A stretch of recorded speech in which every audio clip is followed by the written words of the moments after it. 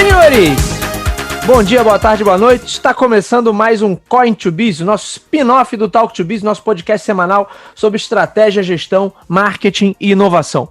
O meu nome é Bruno Garcia, sou professor e profissional na área de marketing e business e aqui você já sabe, uma vez por mês a gente se reúne no Coin2Biz para tratar especificamente do mercado de games, o mercado milionário, bilionário dos jogos eletrônicos, e a gente olha aqui, procura olhar, né, sempre pelos aspectos técnicos, mas também olhando com muita atenção para as questões mercadológicas e gerenciais. Aqui ao meu lado, mais uma vez, o meu companheiro de bancada, meu amigo, meu irmão Alexander Marra, gestor de TI e um verdadeiro aficionado por jogos eletrônicos. Sander, meu amigo, bem-vindo de volta. Valeu, obrigado pelo convite. Estamos aqui de novo, né, para conversar e trocar ideias sobre a parte de tecnologia e nos games especificamente, né? Muito legal. Muito bem, minha gente. Lembrando sempre que esse podcast está lá disponível em talk2biz.com ou talk2biz.com.br.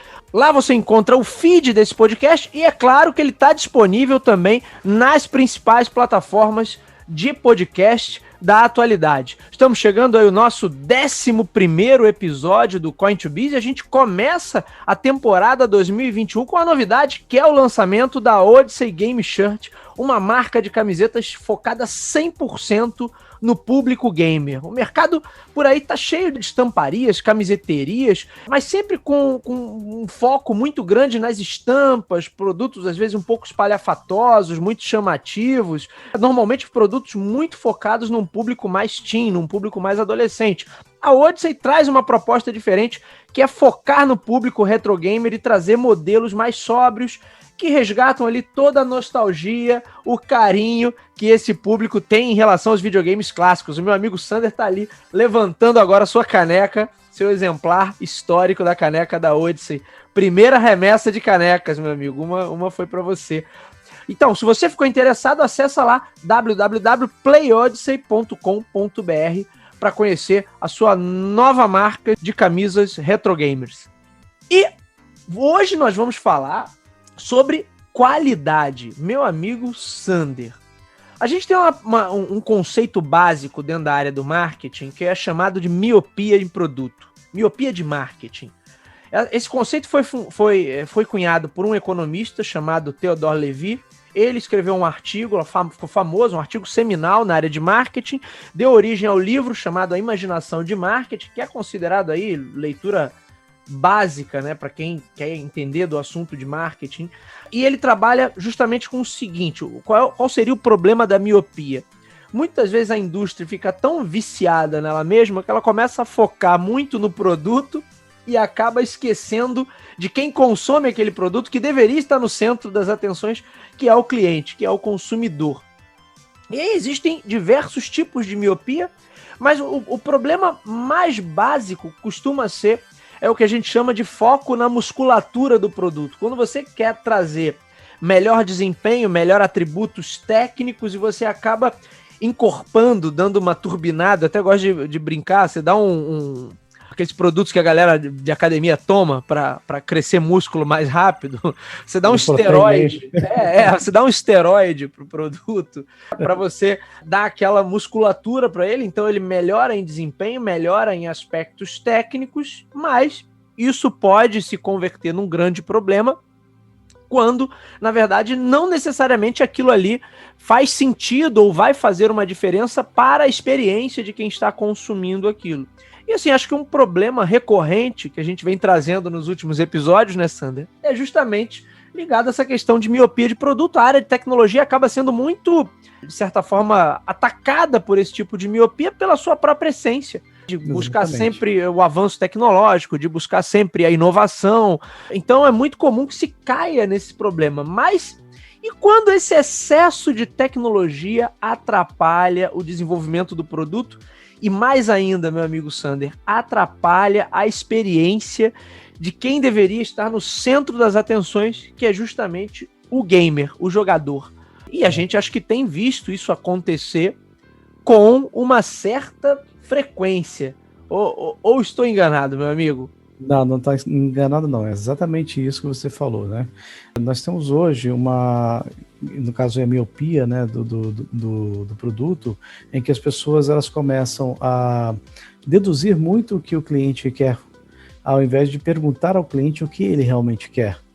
Existe um movimento que a gente está tendo agora também na parte de software, no movimento ágil, né, chamado Agilist, né, em que a gente tem o Customer Centricity, em que a gente foca muito no que o cliente quer. Então a gente faz muita entrevista, né, verifica o que o cliente quer através de testes, né, através de usabilidade, teste de usabilidade, que é o famoso UX, que o pessoal tanto fala, né, de user experience.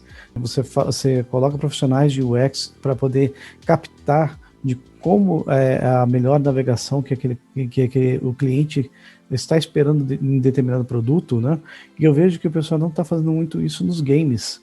Eles não estão muito pesquisando qual seria o melhor para trazer aquele estado de prazer em que o game pode fornecer para o usuário, né?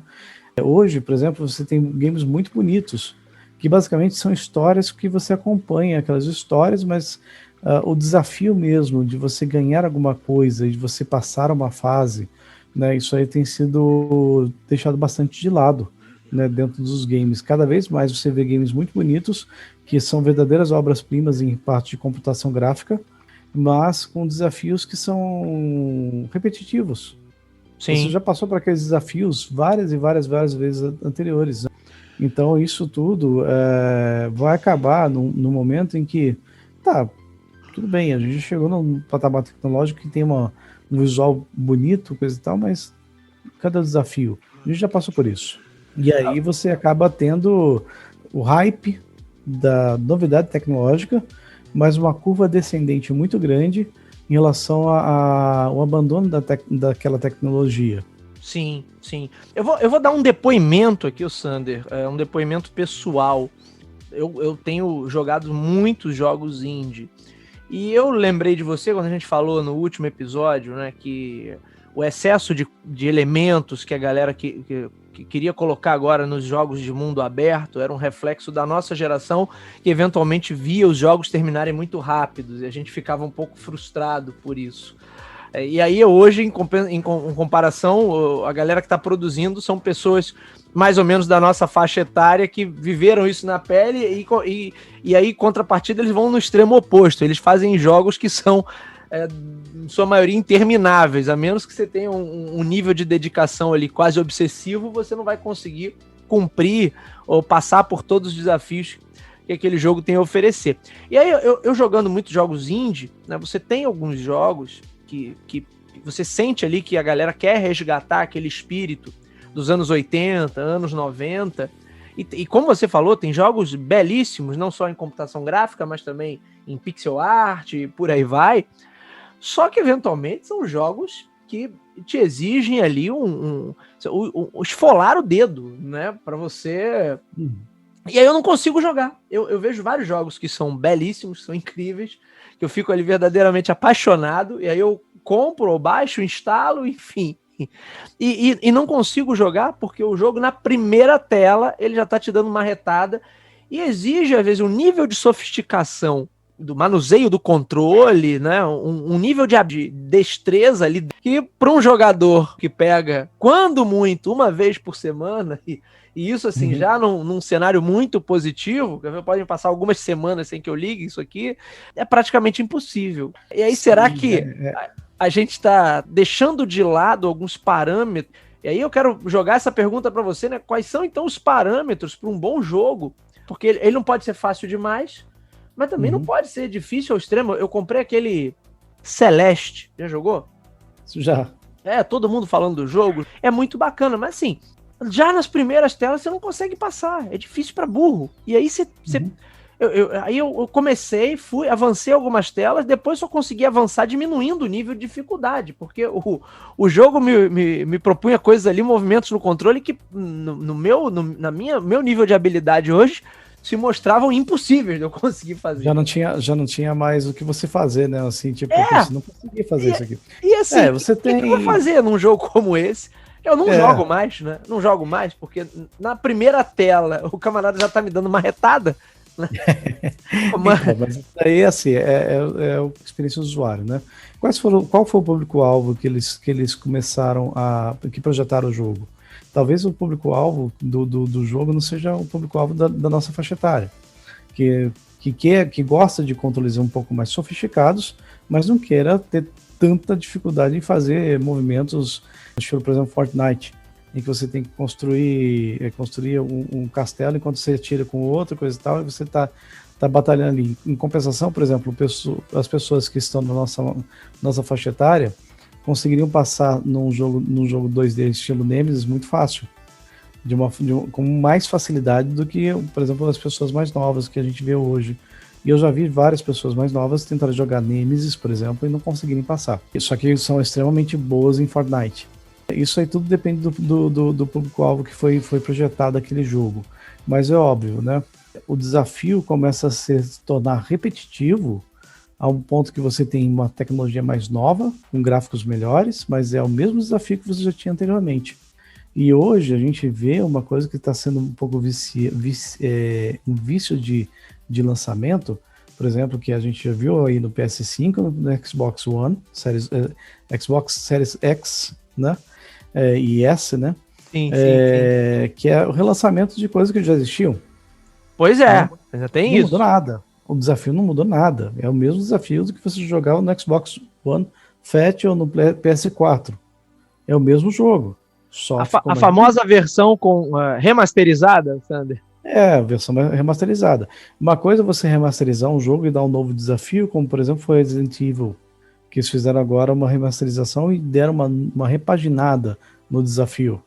Outra coisa é você só remasterizar por remasterizar e o desafio é o mesmo. Sim. Então aí não tem muito ganho, a não ser você ter um ganho de aspecto visual, né? Ficou mais bonito o jogo, mas aí a pessoa, em vez dela sair correndo, você vai ter as pessoas que são early adopter e vão comprar o jogo de qualquer forma, de PS4, PS5, e vai gerar uma certa receita. Mas as pessoas vão começar a perceber que essa receita, talvez esse jogo não seja tão interessante de comprar, e eu prefiro esperar sair na PS5 Store, na PS Store ou no Game Pass. Isso é mais barato. Sim, com certeza. Agora, eu vinha pensando aqui, eu comprei um jogo aqui outro dia, Enter the Dungeon, mas é com G, de gun, de arma, né? Enter the Gungeon. E o jogo tinha uma estética também bem interessante. Aí eu fui tentar jogar, e óbvio, né, sempre a mecânica de jogo complexa, porque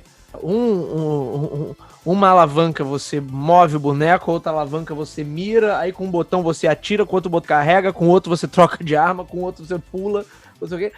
E aí eu fiquei com saudade, Sander, da época que a gente tinha só 3 ou 2 botões num controle de videogame, porque isso forçava o camarada a criar uma mecânica mais simples.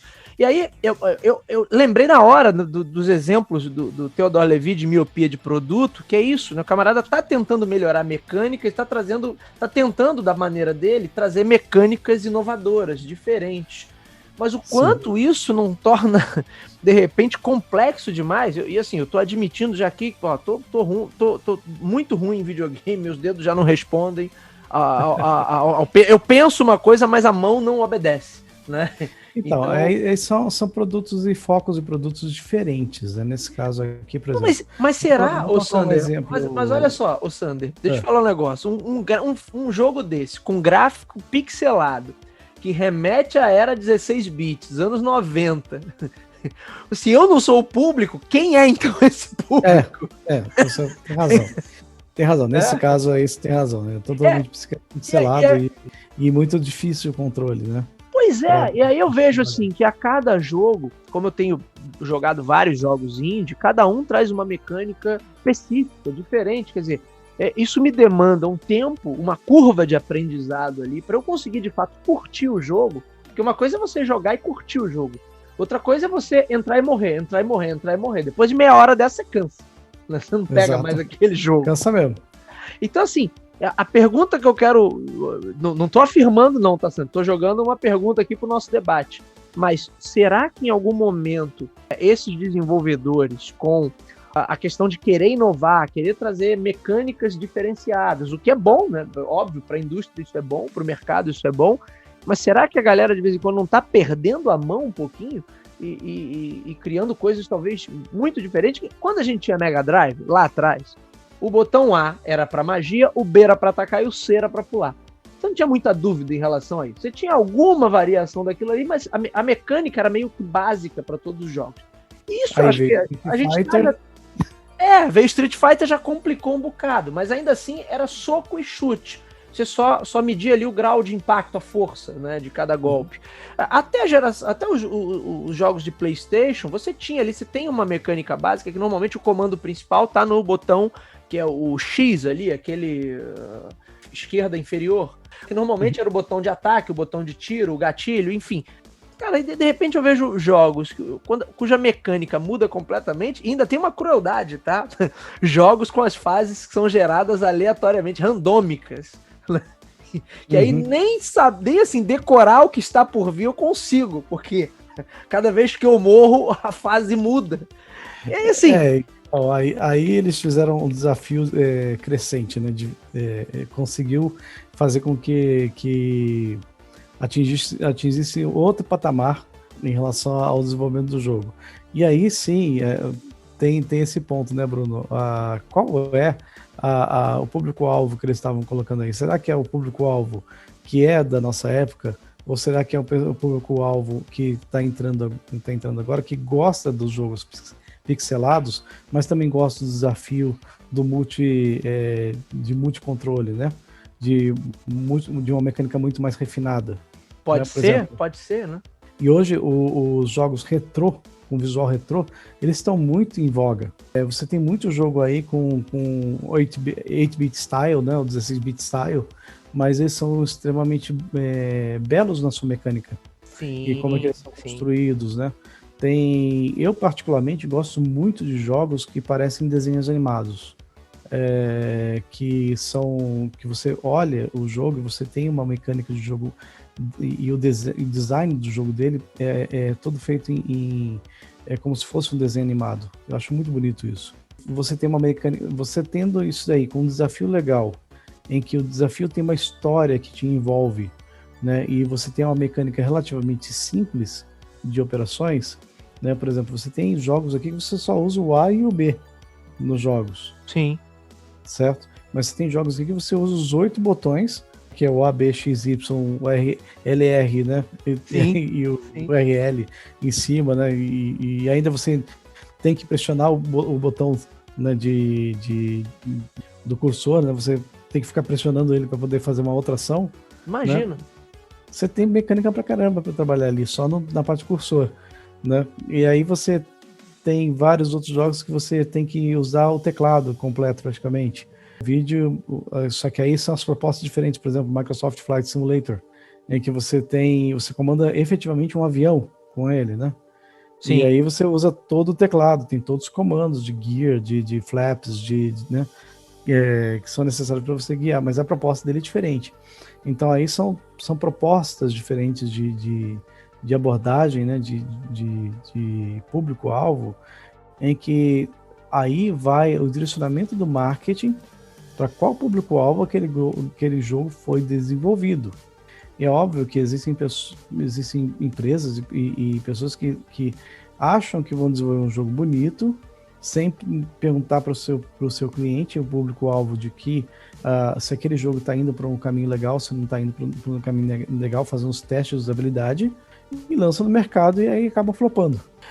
Um exemplo que eu trago aqui, não sei se você já jogou esse, o The Messenger, que tem um visual também 8-bit, e é uma espécie de Ninja Gaiden ali, tem um ninjazinho, e o jogo é bom, tem os momentos desafiadores, mas você, pelo menos assim, é aquela história, a primeira fase você vai bem, até a segunda fase você vai bem, depois ele começa a te desafiar mais, mas aí também você já teve um tempo para dominar um pouquinho até as mecânicas do jogo, e são mecânicas simples.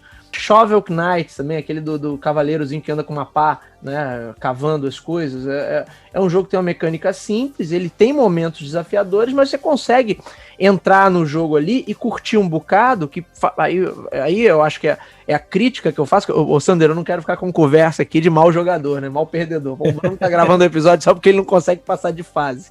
Né? Mas assim, você dá ao jogador a experiência para ele passar por essa curva de aprendizado enquanto ele tá avançando nas primeiras fases, ali, nos primeiros momentos do jogo.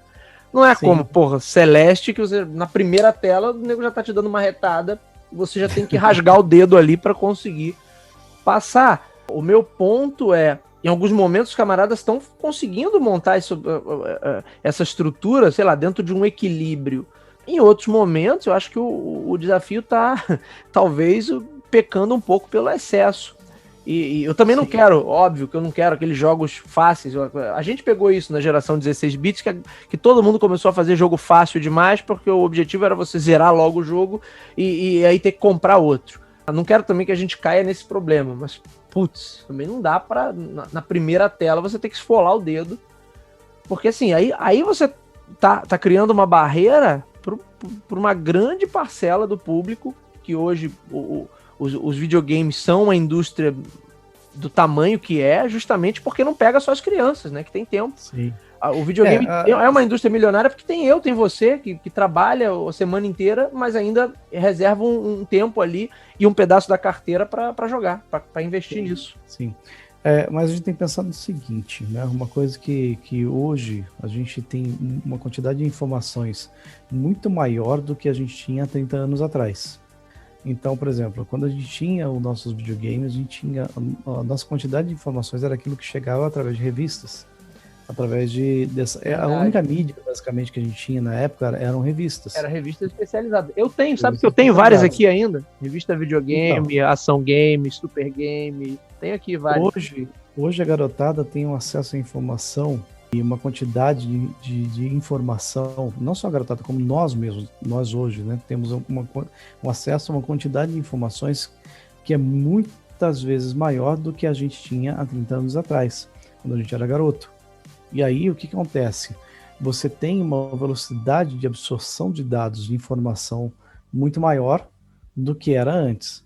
E aí cabem esses jogos que são extremamente desafiadores, em que as pessoas conseguem fazer várias coisas ao mesmo tempo, que, por exemplo, eu vou voltar no exemplo do Fortnite, que é um jogo que eu tive dificuldade de aprender a jogá-lo, né?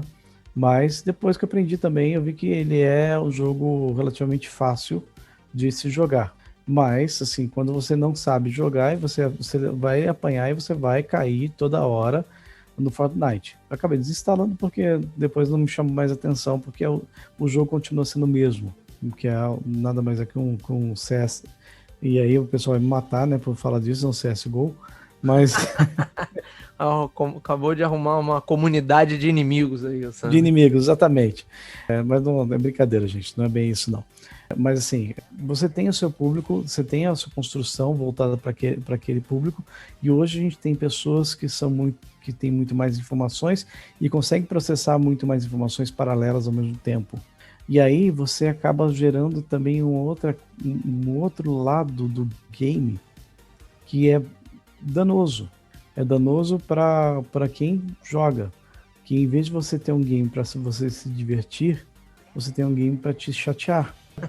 Você passa a ficar bravo porque você não está conseguindo passar uma fase. Eu já me peguei bravo porque eu não conseguia passar uma determinada fase de jogo. E aí você fica frustrado. E aí você gera frustração, né? E nessa frustração acaba gerando alguns gatilhos que o pessoal está usando esses gatilhos para vender DLCs. Sim, também tem esse lado da indústria, né, Sander? Se vende, se lucra com o prazer, mas se lucra também com o desprazer. Exatamente. Por que existe tantos jogos hoje casuais, né? Tipo Candy Crush e tudo de graça, você vai, baixa o jogo de graça, lá você joga à vontade, até o momento que o jogo começa a ficar tão difícil que você não consegue passar de fase e te oferece algumas vidinhas por X tantos, ou um pacote de vidas lá por X reais.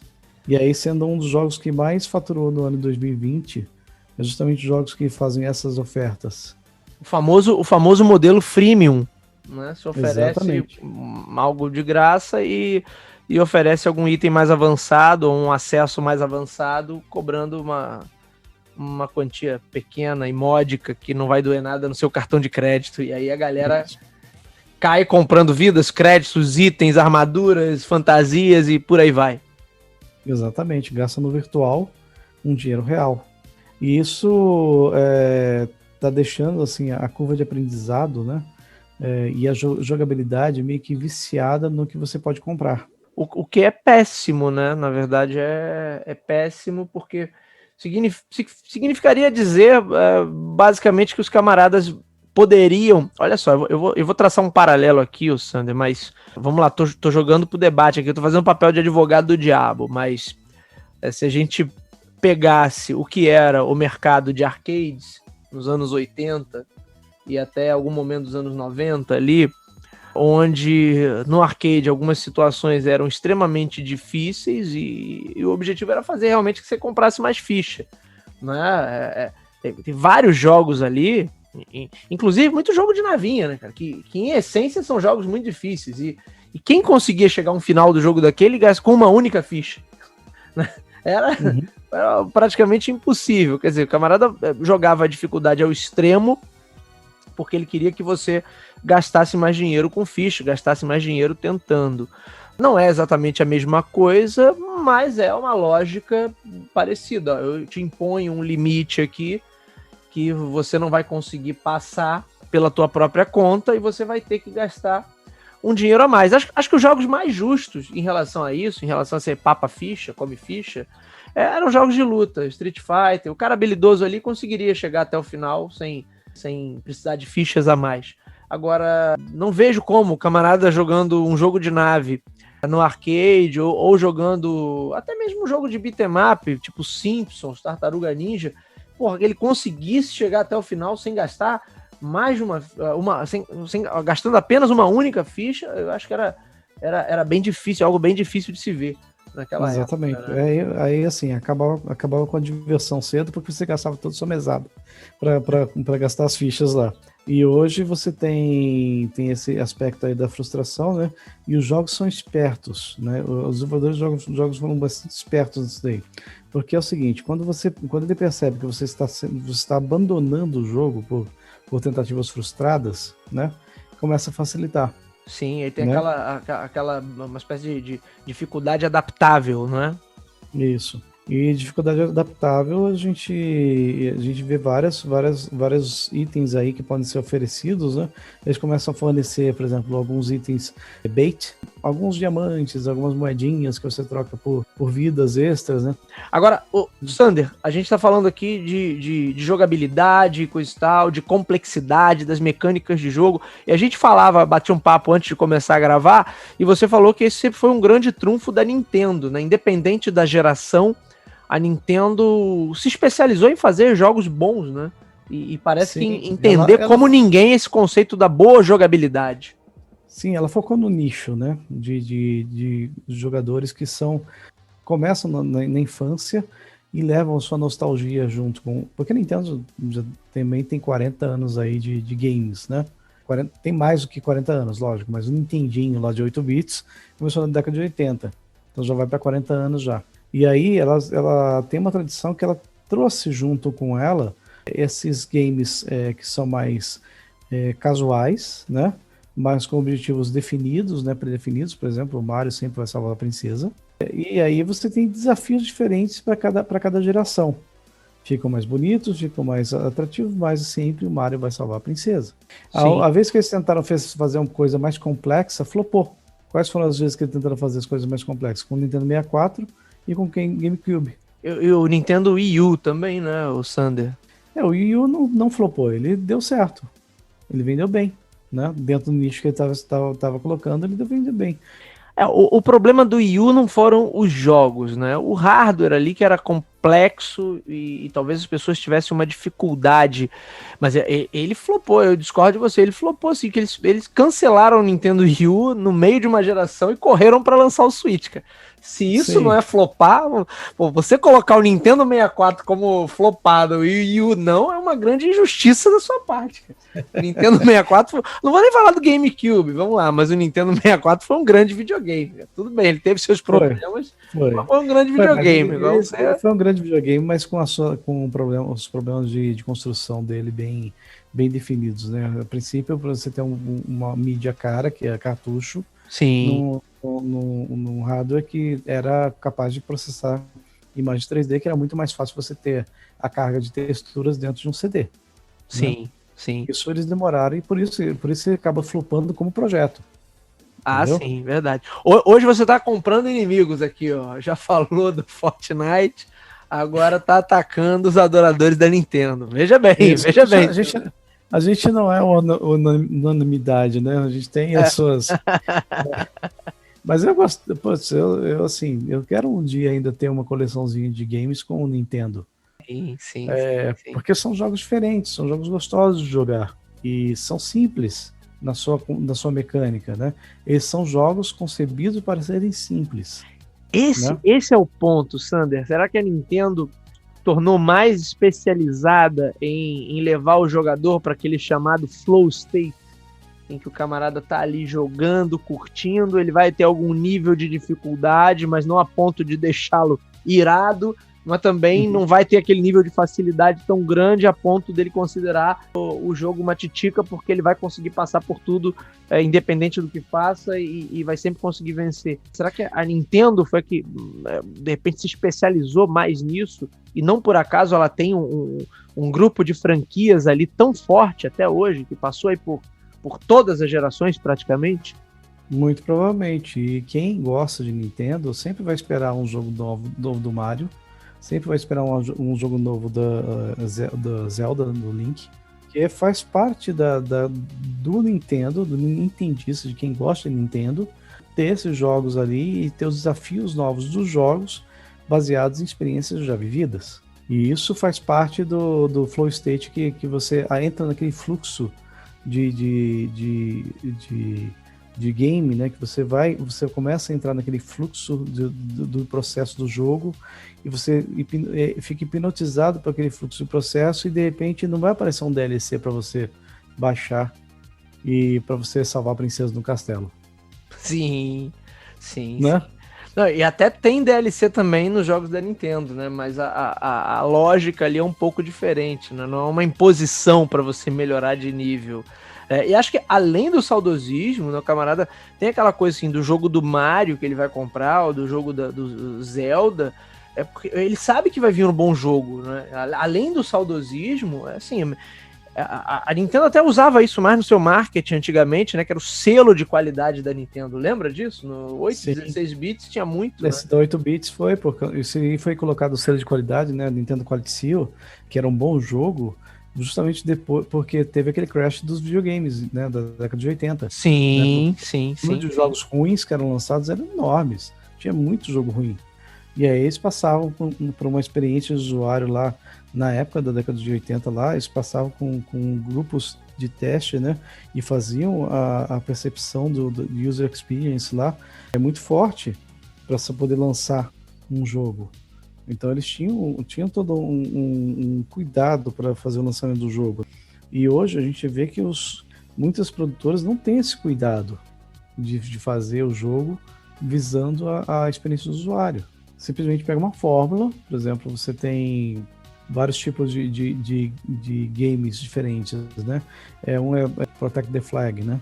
Você vai proteger a invasão do seu castelo, né? E aí você tem uma experiência que o pessoal simplesmente vai colocando um monte de elementos ali e só vai colocando elemento ali e não vai sabendo se o usuário está confortável com aquilo ou não, se ele vai conseguir dominar todos aqueles elementos que estão ali dentro e aí você tem elementos que não servem para nada e acaba frustrando o usuário, né? E aí ele vai lá e compra compra um equipamento para poder colocar lá e aquele equipamento acaba não servindo e aí esse cara fica mais frustrado ainda, acaba processando a empresa que fez essa lambança.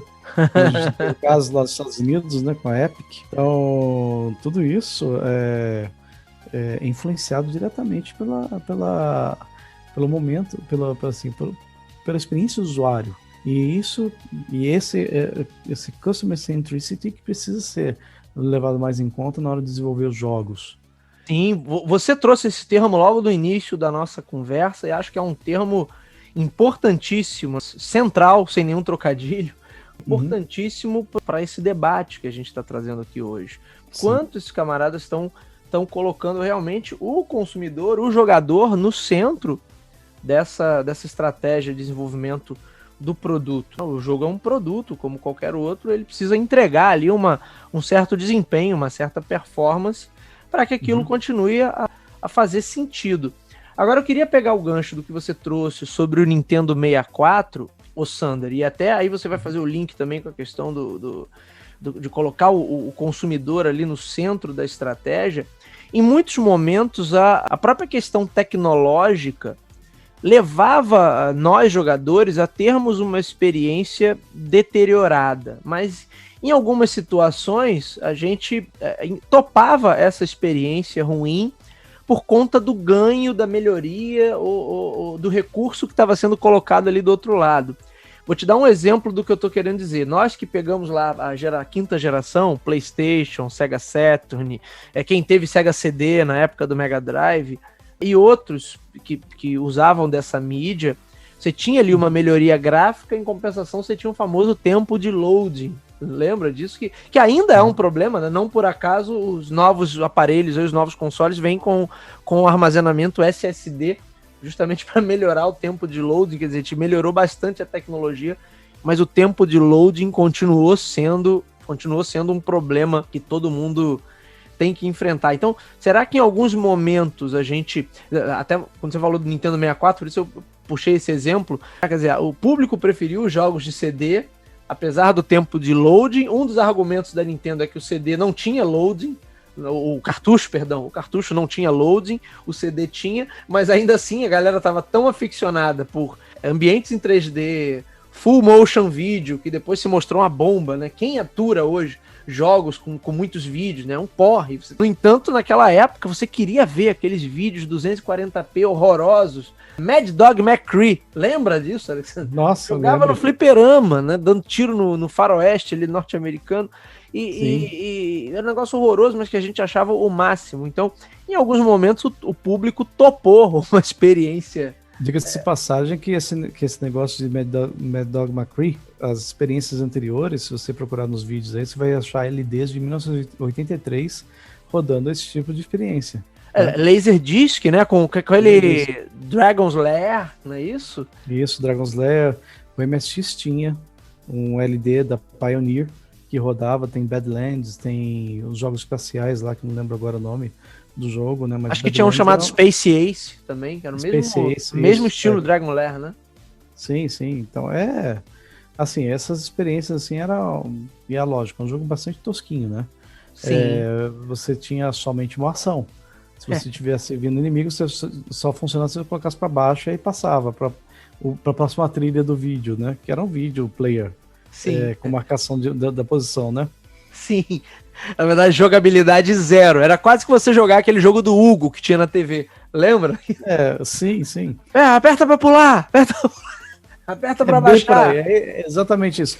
Ou então, mais recentemente, no Netflix, que teve lá o Bandersnatcher. Sim.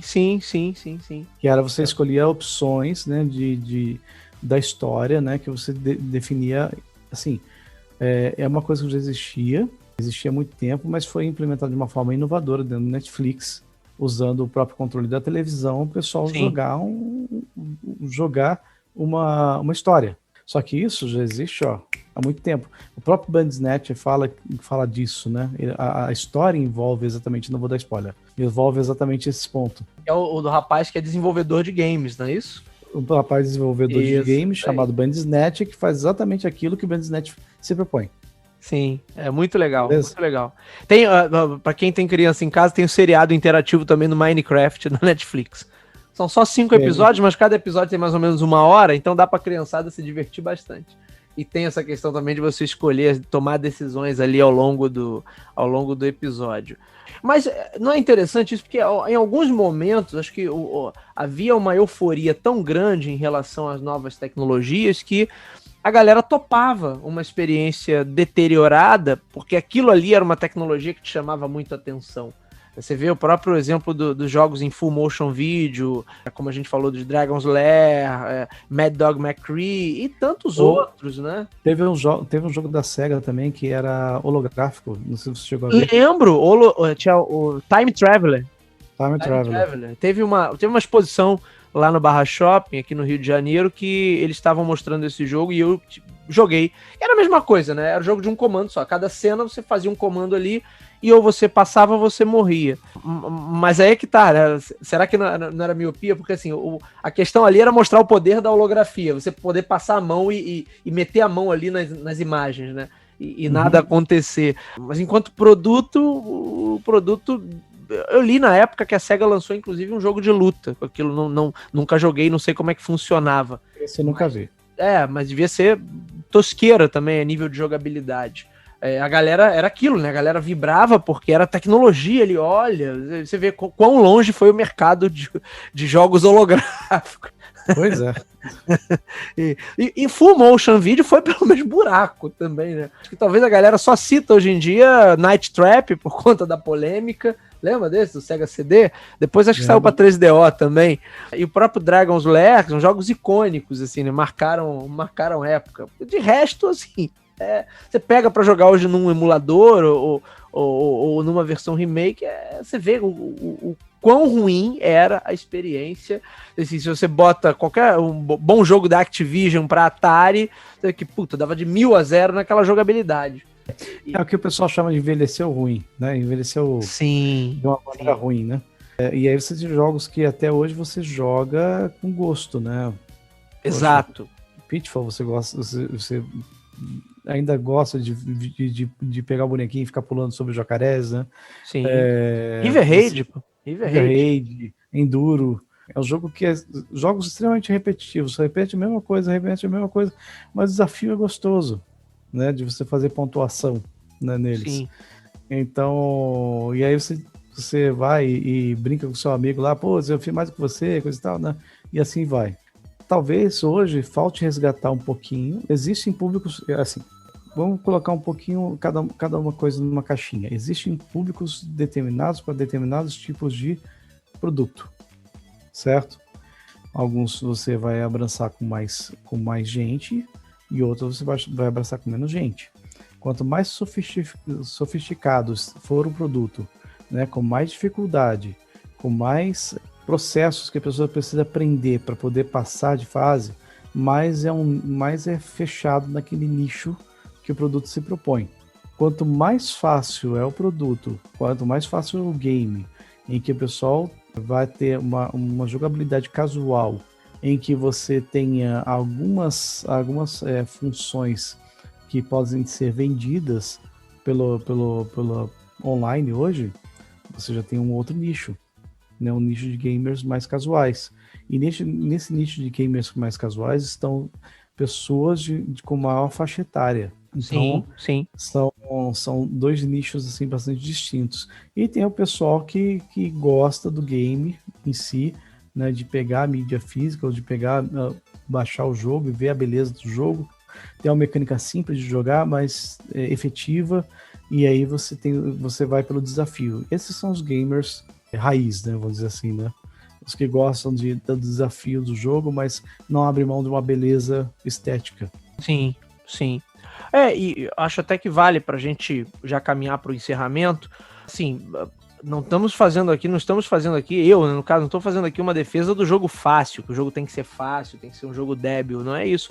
Eu acho, inclusive, que o jogo pode ser difícil e ter uma mecânica simples. Uma coisa não está relacionada com a outra. O que eu critico, e acho que esse foi o mote aqui do nosso debate hoje, é que em algumas situações a galera tá querendo criar determinadas complexidades para fazer com que o produto pareça ser muito diferente do que se tem por aí à disposição, assim, numa tentativa, até vamos colocar entre aspas, de inovar quando eu crio uma nova mecânica, mas eventualmente você atrapalha a experiência do jogo e atrapalha a experiência de quem realmente importa, que é a pessoa que está pagando por aquilo ali, que é o jogador, né? Que é o usuário.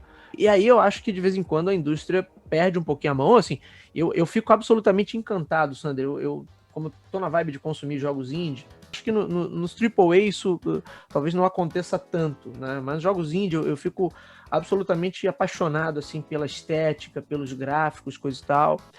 Mas eu me pego de vez em quando com alguns jogos que eu não consigo não consigo ir muito longe, assim, porra, dá um passo à frente, né? Eu não consigo dar um passo à frente. E agora eu tô mais esperto, eu já tô receoso. Eu vejo o trailer e a chamada de alguns jogos e falo assim, porra, já sei o que vem pela frente. Então já não compro. Quer dizer, eles estão perdendo um cliente porque, na verdade, estão eventualmente exagerando na dose querendo opinião, talvez assim, inovar demais. Sei lá. Se você quiser um jogo muito, muito difícil, de verdade, em que você tem desafios constantes, em que você precise, toda vez que você vai iniciar o jogo, você precisa analisar seu ambiente, precisa ter uma série de facilidades para que você possa melhorar esse jogo constantemente, em que você tenha algumas dificuldades também que precisem ser passadas, né? Em que você tenha às vezes, e muitas vezes você não tem um balanceamento do que é justo, né, do que o jogo entrega para você, então é mais fácil você abrir a porta de casa e sair pra rua. Boa! É que a gente falou disso em outro episódio também, o jogo é tão realista que tá tão mais complexo que a vida, então é melhor você encarar a vida. Vai viver, né? Isso é um jogo, né? Na verdade, a gente vive a vida, nosso game vida, diário, né? Nossa vida é um jogo que só tem uma vida, né? O RPG diário. Né? Depois é game over. Assim, lógico, a gente tem algumas vertentes que você tem a reencarnação e tudo mais, mas aquela vida já era. Então, realmente, se for para ser tão complexo quanto, então a gente fica por aqui, onde a gente tá, né? Exatamente. Mas, não preciso comprar nada para isso. Por isso que os jogos, por exemplo, você tem jogos, por exemplo, vamos colocar jogos de futebol, um exemplo assim. Por que o FIFA não tem... O FIFA já tem uma mecânica que pode ser um jogo perfeito de 90 minutos, certo? Mas por que a maior parte dos jogos de FIFA, os jogos do PES, não tem um tempo bem curto e a mecânica é mais rápida? Porque não vale a pena você fazer hoje uma mecânica igual de um jogo de futebol de 90 minutos. Além de ser extremamente cansativo para o próprio jogador, né? Exatamente. Então, vale a pena você encurtar esse estágio e você ter um campeonato, porque já tem o Campeonato Brasileiro de Futebol virtual, né? Inclusive vale prêmio e tudo mais. Esses dias eu vi o Campeonato Brasileiro de Futebol lá com as chaves, né? Quarta de final, semifinal, tudo mais. E achei muito, muito legal, mas o tempo é um tempo reduzido. Não tem sentido você fazer jogos de 90 minutos. Sim. É para simular, mas não tanto assim, né? Peronomútil, né? Exato. Simula, mas peronomútil. Exatamente. Então é isso que eu penso, assim, a gente tem que tomar cuidado para que não se torne tão difícil quanto a vida é difícil. Sim. E aí você acaba estimulando outras ações que não são legais. Fica aí a dica para os desenvolvedores, enfim, vamos trabalhar aí esse nível de complexidade, curva de aprendizado e vamos focar na experiência do jogador, que isso, em última instância, é o que define se o jogo tem qualidade ou não, se o jogo é bom ou não. Tá tudo ligado a esse princípio básico, né, Sander? A experiência do jogador, essa experiência que tem que valer. Isso, e aí nesse ponto é onde a Nintendo mais brilha. Com certeza. Muito bom, muito bem. Meu amigo Sander, estamos chegando ao final de mais um episódio. Quero agradecer a você pela participação, como sempre aí, trazendo seu conhecimento, seus comentários, para engrandecer o nosso bate-papo aqui sobre o mercado de jogos eletrônicos. Obrigado aí mais uma vez. Obrigado, Bruno. É um prazer estar aqui contigo, né, conversando sobre assuntos que são tão pra gente são tão gostosos de falar, né? E aí a gente sempre vai estar por aqui. Só você chamar que a gente aparece. Legal. E deixa passar a pandemia que a gente vai dar um rolê aí em São Paulo para comprar, para fazer crescer um pouquinho mais a nossa coleção. A minha e a sua. Certeza. Com certeza. Precisa a gente fazer um programa ao vivo. Olha aí. Vamos lá. Vamos fazer sim. Muito bom. Muito bom, meus amigos. Esse foi o Coin2Biz de hoje. Meu nome é Bruno Garcia. Você já sabe, me encontra aí nas principais plataformas sociais. Bruno Garcia no LinkedIn, Bruno_Talk2Biz no Instagram. Sempre importante receber o feedback de vocês. Mandem o que vocês estão achando do programa. Façam suas críticas. Mandem sugestões de tema. É sempre muito boa, é sempre muito positiva essa troca. O Coin2Biz, você já sabe, você encontra aí nas principais plataformas de podcast da atualidade. Se você é usuário Android, vai lá em Google Podcast. Se você tem o seu iPhone, vai lá no aplicativo de podcast da Apple. Se você está acostumado a ouvir a sua música e seus programas prediletos pelo Spotify ou pelo Deezer, também estamos por lá. E é claro, você pode conferir sempre as novidades em talk2biz.com e talk2biz.com.br. Sempre importante também fazer esse pedido, né? Se você curte esse conteúdo, se você gosta do que a gente está produzindo, conhece outras pessoas que poderiam se interessar por essa temática, por games, por mercado, por marketing, compartilhe, leve esse conhecimento a mais pessoas, faça essa sugestão, essa boa indicação para outros ouvintes, faça o Coin2Biz, o nosso podcast, nosso humilde podcast, chegar ao número maior de pessoas.